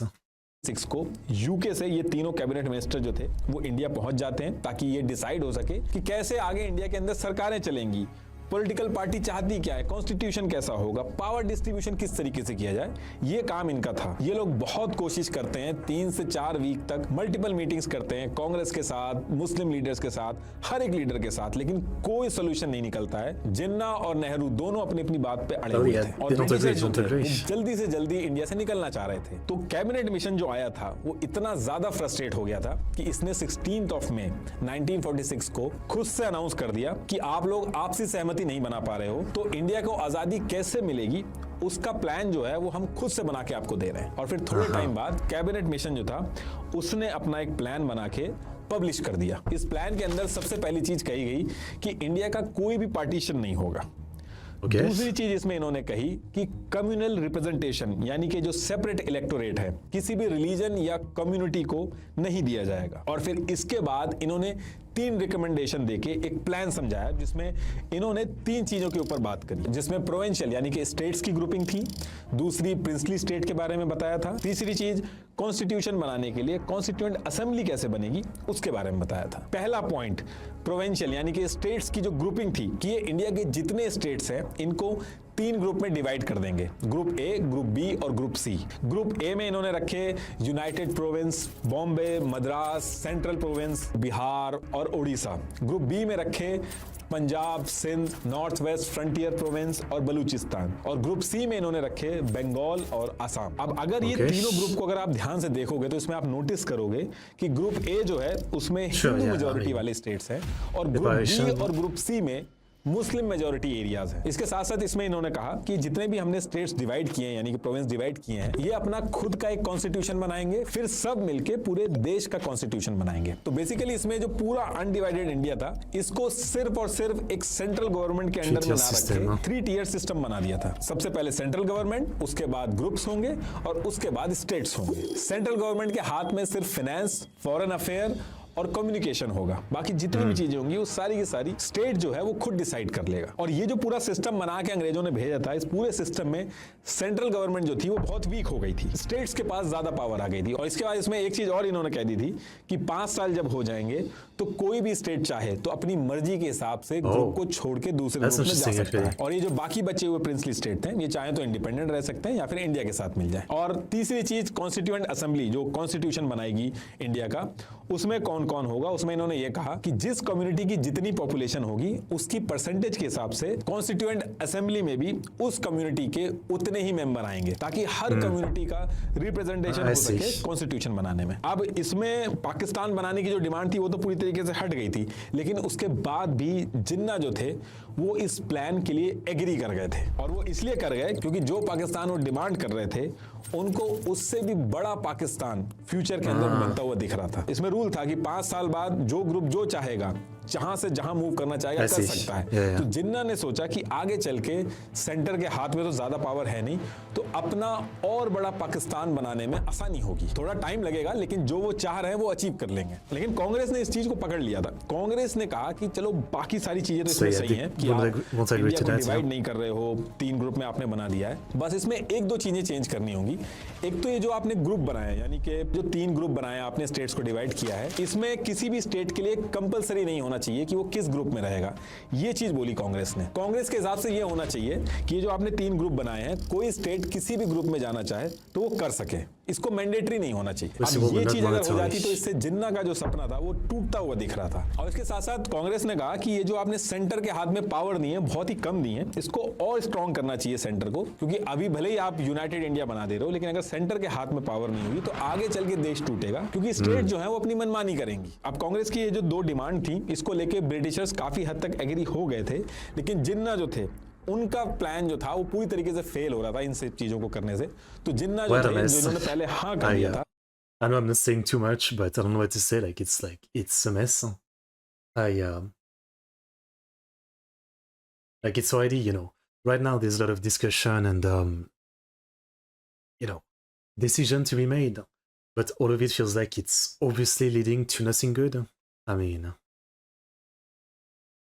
it's just like the dread of knowing what's coming. वो इस cabinet mission से जो पूरा plan था इससे backout कर देते हैं। अब मुस्लिम लीग अगर बैकआउट कर देती है और कांग्रेस भी नहीं मान रही थी, तो ब्रिटिशर्स कहते हैं कि कोई बात नहीं, आप इसको आके ज्वाइन करिए, कॉन्स्टिट्यूएंट असेंबली का पार्ट बनिए, कॉन्स्टिट्यूशन बनाना शुरू करिए, बाकी चीजों पे डिस्कशन हो जाएगा। तो कांग्रेस तो ब्रिटिशर्स की बात मान के कॉन्स्टिट्यूएंट असेंबली वगैरह में काम करना स्टार्ट कर देती है, लेकिन मुस्लिम लीग जो थी वो अब एकदम अलग रास्ते पे निकल जाती है। जिन्ना जो थे वो गुस्सा होके 29 जुलाई 1946 को मुस्लिम लीग की वर्किंग कमेटी की एक इंपॉर्टेंट मीटिंग रखते हैं। इसमें ये कहते हैं कि ये जो इंडियन नेशनल कांग्रेस है, ये मुस्लिम्स की जो जेन्युइन डिमांड्स हैं उनको नजरअंदाज कर रहे हैं और अपनी मनमानी कर रहे हैं। और अगर इन लोगों ने हमारी बात नहीं मानी तो 16 अगस्त 1946 को डायरेक्ट एक्शन के रास्ते हम अपना हक लेंगे। अभी डायरेक्ट एक्शन का मतलब क्या था उस पर्टिकुलर टाइम पे तो नहीं समझ में आया था, वो आगे चल के अभी समझ में आएगा, लेकिन इतना समझ में आ रहा था कि 16 अगस्त को सारे मुस्लिमों को वो रोड पे उतरने को कह रहे थे। उस टाइम पे बंगाल के अंदर मुस्लिम लीग जो थी वो पावर में थी। हुसैन शहीद ये बंगाल को हेड कर रहे थे और मुस्लिम लीग के मेंबर भी थे। तो इन्होंने क्या किया था, एक स्टार ऑफ इंडिया नाम से न्यूज़पेपर था, इन्हीं के एमएलए का था, तो इन्होंने 16 अगस्त 1946 को जो डायरेक्ट एक्शन डे का प्लान था कि क्या क्या होगा, और वो सारी चीजें लोगों पे पहुंचाने के लिए इसी अखबार में पूरा का पूरा प्लान पब्लिश करा ताकि मुस्लिम लीग के जो सपोर्टर हैं वो इकट्ठा हो जाएं। अब इसके बाद 16 अगस्त की जब डेट आती है, इस दिन बंगाल के अंदर हुसैन शहीद जो कि हेड कर रहे थे वो पुलिस को हटा देते हैं। पुलिस उस टाइम पे होती नहीं है। अब इसमें बोला तो ये गया था कि पीसफुल प्रोटेस्ट होगा, लेकिन इस प्रोटेस्ट में दंगे होते हैं। इस चीज को द ग्रेट कैलकाटा किलिंग भी कहते हैं। It was obviously gonna go crazy. हजारों लोगों की जान गई। फिर धीरे धीरे करके इंडिया के बाकी जगह पे हिंदू मुस्लिम एक दूसरे की जान के प्यासे हो गए। पूरे इंडिया के अंदर I mean, really, like, I don't know what to say.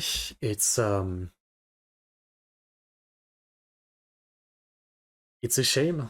Like, maybe there was still potential for things to be bloodless, right? But I also understand, like, the disagreement in, like, this decision in the Congress and all that. I understand some of it. But yeah, it seems like the, what's his name? Gina? I keep forgetting. Like, he, rather than keep arguing and, you know, try to get stuff done through talking, he just decided to go the nuclear route, right? I mean, let's do protest, which I'm sure he knew would definitely turn into violence, but maybe that was the point. I mean, if you want to make sure that they're gonna agree with, like, we definitely need to separate the religions, well, start, like, you know, religion war, basically. Like, and, you know, this protest was definitely going to turn violent. I mean, it seemed calculated to me. लोग एक दूसरे को निकाल के काट रहे थे और ये दंगे सिर्फ एक दिन की बात नहीं थी। ये दंगे कॉन्टिन्यूसली चलते रहते हैं, अगले एक साल तक चलते रहते हैं और डेली 200 से 300 लोगों की मरने की खबर आती थी। शुरू में कांग्रेस ने जिन्ना के इस डायरेक्ट एक्शन डे को बहुत ज्यादा सीरियस नहीं लिया था, लेकिन ये जो डायरेक्ट एक्शन डे जिन्ना ने कराया था, इसकी वजह से कांग्रेस के हाथ से सारी चीजें निकल चुकी थी। लोग रोड पे आ गए थे। अब कांग्रेस कुछ नहीं कर पा रही थी और कांग्रेस के पास दिक्कत ये थी कि दंगे रोकने के लिए वो खुद तो पावर में थी नहीं। अंग्रेज जो थे वो जल्दी से जल्दी इस पे डिसीजन लेके भागना चाहते थे और दंगे तभी रुकेंगे जब इंडिया का पार्टीशन होगा। जिन्ना अपनी बात रिप्रेजेंटेटिव है और उनको एक अलग पाकिस्तान चाहिए। जिन्ना जब कहते थे कि मैं इंडिया के सारे मुस्लिम्स का रिप्रेजेंटेटिव हूं, तो कांग्रेस में कई सारे मुस्लिम लीडर थे जैसे मौलाना अबुल कलाम। तो ये लोग कहते थे कि जिन्ना ये मजाक वाली बातें कर रहे हैं, क्योंकि हम लोग क्या करें, फिर हम लोग घरों में जाके बैठ जाएं। अब देखिए हो ये रहा था कि डेली लोग मर रहे थे। इंडिया में हर तरफ कम्युनल टेंशन फैल चुकी थी। अब इससे निपटने के लिए एक ही सॉल्यूशन था कि कांग्रेस और मुस्लिम लीग एक एग्रीमेंट में आए, लेकिन दोनों अपनी अपनी बातों पे अड़े हुए थे। तो ये दोनों जल्दी से कोई डिसीजन ले। इससे निपटने के लिए यूके के जो पीएम थे क्लेमेंट एटली, इन्होंने 28 फरवरी 1947 को ब्रिटिश हाउस ऑफ कॉमन में एक अनाउंसमेंट की कि बहुत हो गया, चाहे अब इंडिया के जो पॉलिटिशियंस हैं ये एग्रीमेंट में आए चाहे ना आए, 38 जून 1948 को हम लोग पावर ट्रांसफर करके इंडिया से चले जाएंगे। फिर उसके बाद इंडिया के अंदर कुछ भी हो उसके जिम्मेदार हम नहीं होंगे। इन्होंने उस समय कह दिया था whatever happen, we won't be responsible. I mean, come on, dude. That's such a over-the-top statement. Like, clearly you know, like you were part of why this is happening, and basically you're leaving, you know, without resolving it. I mean, I don't know if, like, India, you know, overall, like, did the people actually want the British to leave at that point? I mean, I know they wanted to, but as far as, like, their involvement in this conflict, I'm guessing that, again, even though I'm sure everybody hated India, hated the British at the time in India, you know, I assume they could see that, like, having them in the middle of this might somewhat help. So it's kind of like, yeah, the British just didn't want to deal with it, or, like, the responsibility for any of it, but come on. कि India के जितने भी states हैं हम सबको independent करके चले जाएंगे। इसको बैल्कन प्लान भी बोलते हैं। इससे नेहरू जी और जिन्ना दोनों परेशान हो गए। नेहरू जी कह रहे थे कि कहा हम 2 देश बांटने को रेडी नहीं है, आप इतने सारे टुकड़े करने की बात कर रहे हो। जिन्ना जो थे वो भी 6 प्रोविंस को मिला के एक पाकिस्तान बनाना चाहते थे और ऐसे में पाकिस्तान के भी टुकड़े हो जाएंगे और हर स्टेट का जो लीडर होगा वो छोटे छोटे स्टेट का हेड बन जाएगा। एक्चुअल में तो कहीं ना कहीं इनकी पीएम बनने की भी एस्पिरेशन थी और अंग्रेज ने ये जो डेट दी थी 38 जून 1948 की, अगर जिन्ना और नेहरू अड़े रहते, मानते नहीं और अंग्रेज यहां से चले जाते तो इंडिया की जो इंटरनल सिचुएशन है वो आउट ऑफ कंट्रोल हो जाती। जगह जगह पे दंगे ऑलरेडी हो रहे थे, कॉन्स्टिट्यूशन बना नहीं था, जिन्ना की जिन एरिया में पकड़ती वहां पे क्या होता, कितनी मारकाट होती, क्या सिचुएशन होती, ये इमेजिन भी नहीं किया जा सकता था। तो जब अंग्रेजों ने ये एक स्पेसिफिक डेट दे दी कि हम चले जाएंगे, तो नेहरू जी और जिन्ना दोनों सेम पेज पे आने की कोशिश करना स्टार्ट करते हैं। और अब यहां से कांग्रेस जो थी वो भी अब पार्टीशन के ऑप्शन के बारे में डिस्कशन स्टार्ट कर देती है। Exhausting. I mean, even though this is like a recap of everything, it's crazy exhausting. ये जो प्लान था डायरेक्ट एक्शन डे का, ये काम किया और कांग्रेस को झुकना पड़ा क्योंकि दंगे जो थे वो डे बाय डे बढ़ रहे थे। उस टाइम के कांग्रेस के प्रेसिडेंट कृपलानी जी ने कहा कि rather than have a battle, we should let them have their Pakistan। और 19th of March 1947 को नेहरू जी ने भी ये चीज बोल दी कि पार्टीशन करना पड़ेगा। अब ये जो अनाउंसमेंट की थी अंग्रेजों ने कि ये लोग 30th of June 1948 को चले जाएंगे, उसी अनाउंसमेंट के अगले दिन ये एक काम और करते हैं। वेबल्स जो उस टाइम का इंडिया का वॉइस रॉय था, यूके ने इनको भी हटा दिया कि इतने टाइम से इनको काम दिया गया था कि इंडिया के लीडरों से बात करके कुछ सोल्यूशन निकाला जाए, और इन्होंने बहुत टाइम खराब कर दिया था और अंग्रेज जो थे वो बहुत जल्दी निकलना चाह रहे थे। तो वेबल्स को हटा के लॉर्ड माउंटबेटन को इंडिया का वॉइस रॉय बना के तुरंत भेजा जाता है इस काम को निपटाने के लिए। अब जब पाकिस्तान की डिस्कशन देश के अंदर स्टार्ट होना चालू हुए तो पंजाब के सिख और बंगाल के हिंदू परेशान हो गए। इन्होंने कहा कि अगर पार्टीशन में पंजाब और बंगाल पूरे पाकिस्तान को चला जाएगा तो हम तो फंस जाएंगे, हम तो बिना कुछ किए ही माइनॉरिटी बन जाएंगे पाकिस्तान के अंदर जाके। तो ये लोग साफ मना कर रहे थे कि इनको पाकिस्तान के साथ नहीं जाना है। और जिन्ना जो थे इनको आराम से समझा के पंजाब और बंगाल जो था वो पूरा लेने की डिमांड कर रहे थे। उनका कहना था कि ये जो पंजाब और बंगाल के सिख और हिंदू हैं ये पाकिस्तान में आराम से रह सकते हैं माइनॉरिटी बनकर, कोई दिक्कत नहीं आएगी। और इसको लेके जिन्ना को क्रिटिसाइज भी किया गया क्योंकि जिन्ना का कहना, I mean, it's nice of him to say that, but come on, you are literally like, come on, dude. This Jinnah is kind of funny. Like, on one side he's saying like, you know, we don't want to stay in India because the majority is not the same as us, and then you know we want our own country. And then he's saying like, but if you are the minority in our country, I mean it's okay, right? But why would like the minority in his country not think the same, right? I mean, like, come on, come on, dude. था कि हिंदू मुस्लिम एक साथ नहीं रह सकते, इसलिए India का बंटवारा करना होगा। लेकिन जब पंजाब और बंगाल की बात आ रही है तो वहां पे ये हिंदू और सिख को अपने पाकिस्तान में रखने के लिए आराम से तैयार हैं। तो इसी चीज पे कहा गया कि जिन्ना को सिर्फ पावर से मतलब है और ये बंटवारा भी किसी के राइट्स के लिए नहीं कर रहे हैं बल्कि पाकिस्तान के हेड बनने के लिए कर रहे हैं। और अब इसके बाद डेट आती है 3rd of June 1947। तो बहुत ही डिटेल डिस्कशन के बाद माउंटबेटन क्या करते हैं, इस डेट को इंडिया और पाकिस्तान को दो अलग देश बनाने का एक प्लान पब्लिक करते हैं। इसे माउंटबेटन प्लान भी बोला जाता है। इसमें माउंटबेटन ने इंडिया और पाकिस्तान दो अलग देश बना के दोनों देशों को डोमिनियन स्टेटस दिया, मतलब कि देश को आजादी तो मिल जाएगी, इंटरनल मैटर, एडमिनिस्ट्रेशन, जितनी भी गवर्नेंस होगी सब खुद से करी जाएगी, लेकिन इंडिया और पाकिस्तान दोनों ब्रिटिश क्राउन के अंडर रहेंगे। ये चीज इसलिए की गई थी क्योंकि माहौल बहुत ज्यादा खराब था उस टाइम पे, दंगे बहुत ज्यादा हो रहे थे, चीजें आउट ऑफ कंट्रोल हो सकती थी और कॉन्स्टिट्यूशन वगैरह भी बना नहीं था, तो सारा एडमिनिस्ट्रेशन जो था उसको सेटअप करने में भी टाइम लगता। तो इसलिए ये डिसाइड हुआ कि जब तक दोनों कंट्रीज का कॉन्स्टिट्यूशन नहीं बनता तब तक उन्हें एक डोमिनियन स्टेटस दिया जाएगा। तो इसी वजह से जब ईयर 1950 में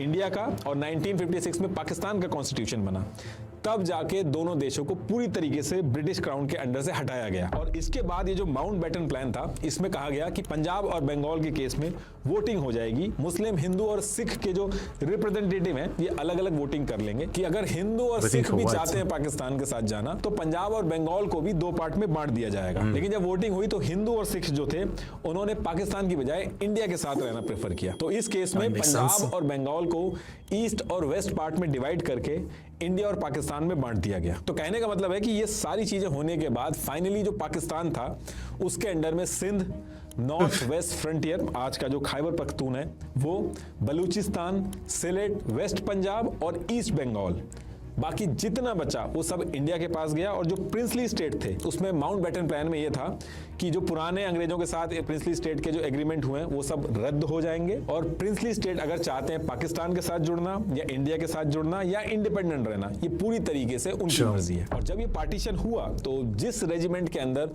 मुस्लिम सोल्जर्स जो थे वो ज्यादा थे वो रेजिमेंट पाकिस्तान को दे दी गई, जैसे Sindh regiment, Baloch regiment, frontier force regiment, ये सारी रेजिमेंट जो थी वो पाकिस्तान के पास गई। बाकी Indian railway, civil services, financial assets और जो ब्रिटिशर्स का लोन था वो भी इंडिया और पाकिस्तान में बराबर बराबर बांट दिया गया। यहां तक कि जो ऑफिस की टेबल, चेयर, टाइपराइटर थी, उनको भी आधा आधा बांटा गया। और माउंटबेटन प्लान जब पब्लिक किया गया था तो उसमें एक चीज और कही गई थी कि पहले जो डेट दी गई थी 30 जून 1948 की, इसको चेंज करके अब 15 अगस्त 1947 को दोनों देशों को आजादी मिलेगी। ये डेट इसलिए रखी थी क्योंकि जापान ने इस डेट को अलाइड फोर्सेस के सामने सरेंडर किया था और माउंटबेटन जो थे उस टाइम साउथ ईस्ट एशिया में सुप्रीम कमांडर थे, तो ये डेट जो थी वो यादगार बनाना चाहते थे और बहुत क्लोज थी उनके, तो इसीलिए उन्होंने ये डेट फिक्स करी थी। इसके बाद माउंटबेटन प्लान में ये कहा गया था कि एक कमेटी बनाई जाएगी जिसके जो चेयरमैन है वो रेडक्लिफ होंगे और इंडिया और पाकिस्तान का बॉर्डर कहां से जाएगा और किस किस जगह से जाएगा ये कमेटी वो चीज फिक्स करेगी। कांग्रेस वर्किंग कमेटी के मेंबर राजा जी ने कहा था कि अच्छा हुआ कि आजादी की जो डेट है वो 30 जून 1948 से चेंज कर दी गई थी, क्योंकि अगर अंग्रेज अगले साल तक के लिए रुकते तो कोई पावर बचती ही नहीं जिसको ट्रांसफर किया जा सकता। इस पूरे माउंटबेटन प्लान को जब कांग्रेस और मुस्लिम लीग ने एक्सेप्ट कर लिया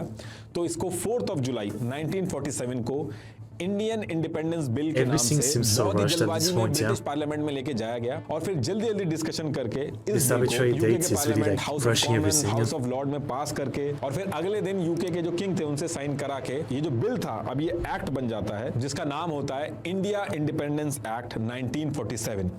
इसी एक्ट के थ्रू हमें आजादी मिली थी। अब इसके तुरंत बाद जो इंडिया पाकिस्तान का जो बॉर्डर बनने के लिए कमीशन बना था उसके चेयरमैन रेडक्लिफ, इनको कहा जाता है कि जल्दी से जल्दी इंडिया पाकिस्तान का बॉर्डर बनाओ और इसके लिए इनको सिर्फ 3 वीक का टाइम दिया गया। जो रेडक्लिफ थे जिनको बॉर्डर बनाने का काम दिया गया था, इनको इंडिया के बारे में कुछ भी नहीं पता था, ना तो कभी इससे पहले ये इंडिया आए थे और यहां तक इनको पंजाब एक्चुअल में पड़ता कहां पे है ये तक नहीं पता था। तो इनको इंडिया का जो कल्चर है, इंडिया की जियोग्राफी है, उसके बारे में कुछ भी आइडिया नहीं था। लेकिन इन्होंने क्या किया, इंडिया के मैप को एक पेपर पे Man, looking at all this, you know, like I was thinking, like I keep thinking what would have been the solution to make this work better, and clearly one thing would have been like a lot more discussion, a lot more like deeper look to decision.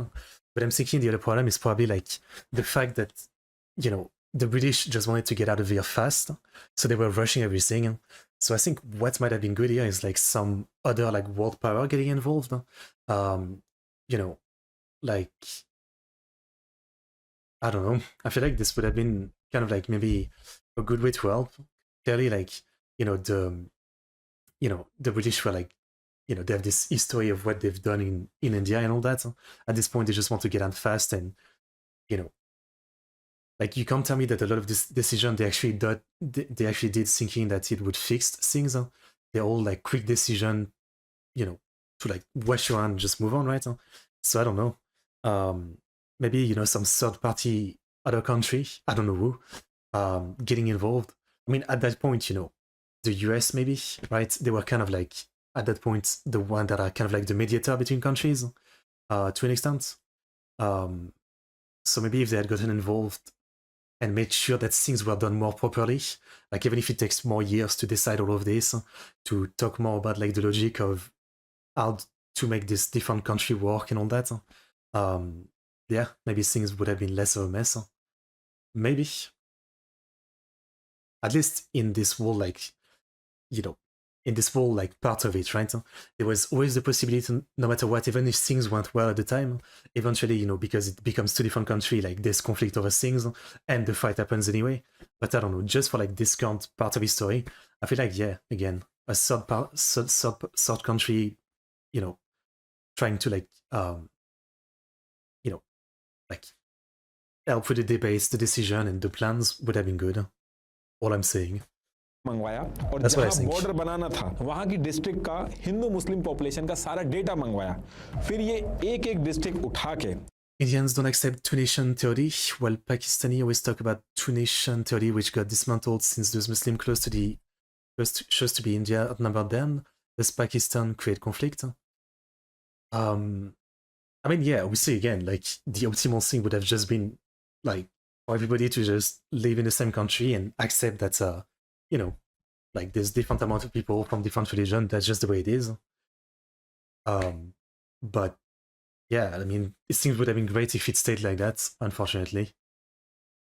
Yeah, it didn't. इन्होंने Hindu Muslim majority वाले area के हिसाब से border बनाते चले गए और ऐसे करके इन्होंने एक पेपर पे इंडिया के 2 टुकड़े कर दिए। अब इसके बाद डेट आती है 14 अगस्त 1947, लेकिन अभी तक बॉर्डर कहां पे बनाया जाएगा ये चीज रेडक्लिफ ने ऑफिशियली अनाउंस नहीं की थी, तो किसी को भी नहीं पता था कि इंडिया पाकिस्तान का बॉर्डर होगा कहां पे। अब नेक्स्ट है 15 अगस्त 1947, यानी कि टेक्निकली 14 अगस्त 1947 की रात को 12 बजे के बाद इंडिया और पाकिस्तान की आजादी डिक्लेयर होनी थी, लेकिन पाकिस्तान अपनी इंडिपेंडेंस इंडिया के साथ नहीं मनाना चाहता था। वो अपनी आइडेंटिटी इंडिया से अलग रखना चाहता था और इसके साथ साथ माउंटबेटन जो इंडिया के वॉइसरॉय थे उनके लिए भी 15 अगस्त को कराची और दिल्ली में एक साथ आजादी की जो सेरेमनी थी उसको अटेंड करना एक चैलेंज था। तो पाकिस्तान ने 14 अगस्त को ही अपनी इंडिपेंडेंस अनाउंस कर दी और जब ये चीज कर दी गई तो ब्रिटिश अथॉरिटी जो थी उसने भी 14 अगस्त को ही पाकिस्तान की जो इंडिपेंडेंस थी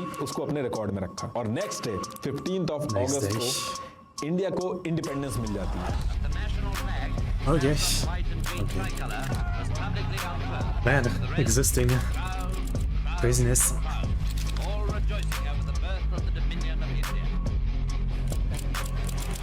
इंडिपेंडेंट इंडिया के जो पहले गवर्नर थे वो माउंटबेटन को ही बनाया गया था। ऐसा इसलिए किया गया था क्योंकि अभी भी काफी सारे एसेट्स बचे थे, उनका डिवीजन होना था और इंडिया और पाकिस्तान के बीच में स्मूथली पावर ट्रांसफर होने में बहुत सारी चीजें थी। तो इन सारी चीजों के लिए एक न्यूट्रल आदमी चाहिए था। तो ये सारी चीजों को देख के इंडिया ने फैसला लिया था कि आजाद भारत के जो गवर्नर जनरल बनेंगे वो लॉर्ड माउंटबेटन ही बनेंगे, लेकिन पाकिस्तान की तरफ जिन्होंने खुद को बनाया था गवर्नर जनरल। अब आजादी के 2 दिन बाद यानी कि 17 अगस्त 1947 को इंडिया पाकिस्तान का जो एक्चुअल बॉर्डर था रेडक्लिफ उसको अनाउंस कर देते हैं। अब उस टाइम पे इंफॉर्मेशन इतनी आसानी से नहीं पहुंचती थी, तो कई कई जगह पे तो ऐसा हुआ कि लोग अपना काम कर रहे थे तो कोई आके जाके बताता था कि यहां से अब घर छोड़ के चलना पड़ेगा, अब ये इंडिया नहीं रहा, अब ये पाकिस्तान हो गया। ये जो इस टाइम पे हर किसी को पावर लेने की जल्दी थी, किसी को पावर छोड़ के जाने की जल्दी थी, इसकी वजह से जो मिसमैनेजमेंट हुआ उसकी वजह से बहुत लोगों की जान गई। जैसे ही अनाउंसमेंट होती है बॉर्डर की तो बांग्लादेश के अंदर ये जो यहाँ पे रहने वाले हिंदू थे वो माइग्रेट होकर यहाँ जाना चालू कर देते हैं और यहाँ के रहने वाले मुस्लिम जो थे वो माइग्रेट होकर यहाँ जाना चालू कर देते हैं। ऐसे ही पंजाब की बात करें तो इस साइड लाखों सिख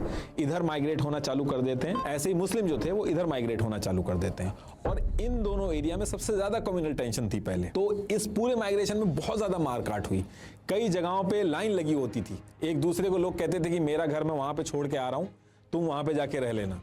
इस तरीके की हालात हो गए थे। अब ये माइग्रेशन ऐसा नहीं था कि गाड़ियां आई सबको बैठा के ले गई, इस माइग्रेशन में बहुत ही ज्यादा बड़े स्केल पे दंगे स्टार्ट होते हैं और लोगों के कपड़े फाड़े जाते हैं, जबरदस्ती होती है, लोग एक दूसरे को काटना शुरू कर देते हैं, ट्रेनों में लाशें भर के भेजी जाती थी, रातों रात लोगों को।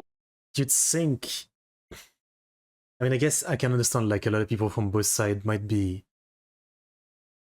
annoyed, yeah, like if they have to leave their home to go to like another place to be still in the right country, they'll be annoyed and you know people start killing each other over that, yeah, like it's your fault, you guys did this, like there was no way for this to happen without a mess like that. I mean, people weren't just going to leave all happy. वो अपना घर छोड़ के भागना था और अपनी जान बचानी थी और इसके बाद भी अपने अच्छे खासे घर छोड़ के उनको रिफ्यूजी कैंप में जाना था। लोगों में आपस में नफरत किस लेवल की थी इसका अंदाजा आप इस तरीके से लगा सकते हो कि पार्टीशन हो चुका था, सॉल्यूशन हो चुका था, अब किसी भी बात का कोई भी मतभेद नहीं था, उसके बाद भी 10 से 20 लाख लोग पार्टीशन होने के बाद, सॉल्यूशन मिलने के बाद भी काट दिए गए। आज भी अगर आपके आसपास कोई ऐसा परिवार होगा या आपके जानने में कोई ऐसा होगा जो पार्टीशन के टाइम पे जो लोगों के बच्चे होंगे अभी, अगर आप उनसे बात करोगे तो it's almost like saying that this is already a failure, right? Like literally the second it happens, it's already failed.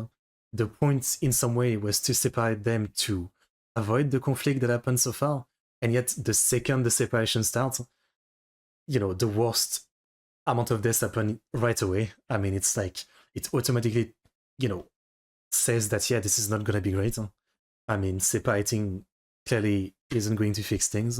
बताएंगे कितना खतरनाक था। कई कई ऐसे केस भी थे जहां 20-20 साल होने के बाद भी लोग रोते थे कि मुझे मेरे घर बॉर्डर के उस पार भेज दो, मुझे घर वापस जाना है। और सबसे बड़ी बात, जिन्ना जो इस बंटवारे के लिए अड़े हुए थे, ये सब होने के बाद अगले ही साल उनको टीबी हो जाता है और उससे उनकी डेथ हो जाती है। और फिर इसके बाद 26 जनवरी 1950 को जब इंडिया का कॉन्स्टिट्यूशन बनता है, तब इंडिया का जो डोमिनियन स्टेटस था वो हट जाता है और इंडिया को पूरी तरीके से आजादी मिल जाती है। पाकिस्तान का जो डोमिनियन स्टेटस था वो 23 मार्च 1956 को हटा था और फिर पाकिस्तान भी पूरी तरीके से आजाद हो गया था। लेकिन आज की डेट तक लोग इस बंटवारे को भूले नहीं है। आज भी उनके दिल में जो उस टाइम पे हुआ था वो सारी चीजें रहती हैं। लास्ट में एक बार फिर से आपको बता दूं, सॉवरेन अपने नए यूजर्स को 45 डेज का फ्री ट्रायल देता है। इसमें आप फेमस इन्वेस्टर आदित्य जोशी से इन्वेस्टिंग सीख। That's quite useful, son. Okay, so what was I gonna say? What was I gonna say? Let me put some BGM on. What I guess are my thoughts. So all of this obviously leads to the build up to what eventually happens with Kashmir. So in the end, I guess that's what's interesting. Like learning all this, I would think, like India maybe would want to get all of Pakistan back, right? Because obviously it used to be India, right? And yet, no, the fight has only been over like a small portion of territory, Kashmir. Now, obviously, if it wasn't about that portion, it would be, again, maybe like the whole country fighting overall, right? But yeah, I can really see everything led to this. I mean, there was a pretty great video in that way. I learned more than I ever learned in one video, maybe. There was a lot of information. I'll try to remember a lot of it. So, what can I say overall? I mean, obviously I'm still like, I'm sure there's like hours and hours more of like context for everything after that, right? For maybe like 1950 to now. But yeah, the problem is clear, right? Like things were handled way too fast at the time.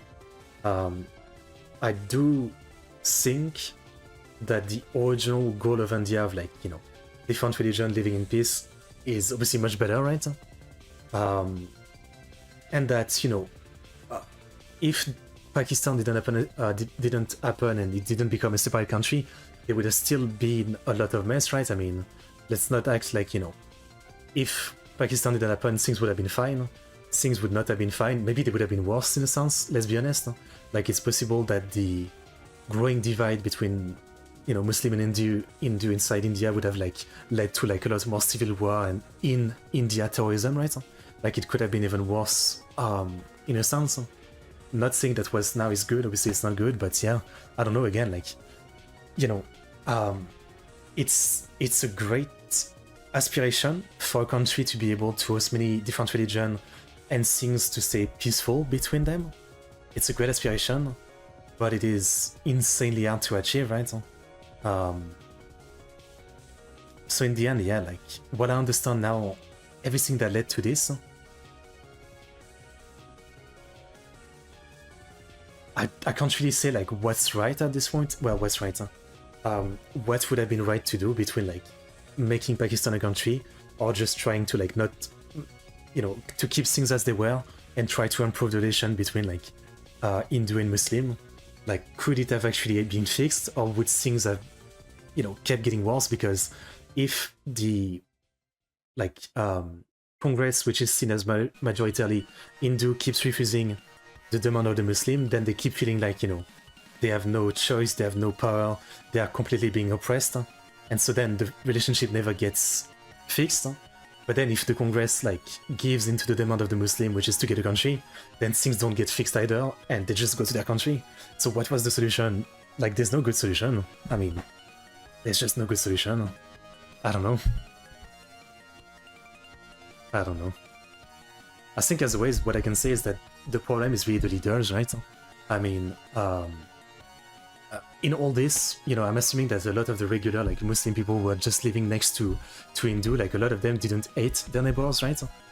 But, once, like, those big leaders with their big idea of, like, we want this country, we want things separate, I guess, they, by being big charismatic leader, they start convincing everybody else, and then they start the separation. Otherwise, I think the regular people, for the most part, like, as long as you let them just be normal people next to each other, like, they might not have had a problem before, The solution is to stop shooting fire, yeah, but, if it was that simple, we wouldn't be here, right? That's always the thing. I mean, I guess, every country, every conflict is like that. I mean, Like, there isn't an easy solution. There never is, I guess. There isn't an easy solution. Otherwise, why would we? I can't speak. Why would we be fighting if there was easy solution? Yeah, like just saying don't kill each other, don't hate each other is like, yeah, I mean, true, but also, like, you know, this isn't like a beautiful made-up story where things are perfect like that, you know? Great video, very interesting, but very exhausting, yeah. That's for sure. Very interesting. Okay, well, all I can say is that I learned a lot today. There are another reason to fight. I mean, you know, I'm not saying like conflict is always wrong. There's definitely a good reason to fight, obviously. But, you know, humanity is too used to that. That's more fun than not. Religion is just a visible cause. Sure. More fun than not, yeah. It's not the right thing, but yeah. It's time to stop all this. Okay, well, on this crazy video, I will leave it at that for today. At least, you know, this is one of the rare time in modern time where I'm actually up to date on something. Well, up to date. Like, you know, I often hear about the big news of the world conflict, but I can't lie, you know, I don't really keep up with it. Like, I just see the headlines, that's about it, so yeah. I guess I learned a lot, though I'm sure I'm still missing 10,000 different videos about it that would tell me a lot more about it. And obviously, you know, I also don't have much of like the Pakistan side of the story, if you will. I mean, I think this video maybe seemed fairly like neutral, right? It didn't seem too biased, but what do I know, right? So I do wonder, obviously, like, you know, like Pakistan's side of things to an extent. But yeah, again, like all of this kind of like political and war things, there's just so much that I would need to look into to feel like I can talk about it in confidence. And yeah, I don't think I'd ever looked that deep into it. You know, the real world is a bit too much for me at times. I mean, that's why this is a reaction channel of me reacting to VTubers, cute girls, and video game stuff for the most part, you know? I mean, I can't say it's been disinteresting to check out stuff like this on this stream, but yeah, this is like my dose for the week. I can't lie, this is my dose of like, you know, the world is fucked for the week. I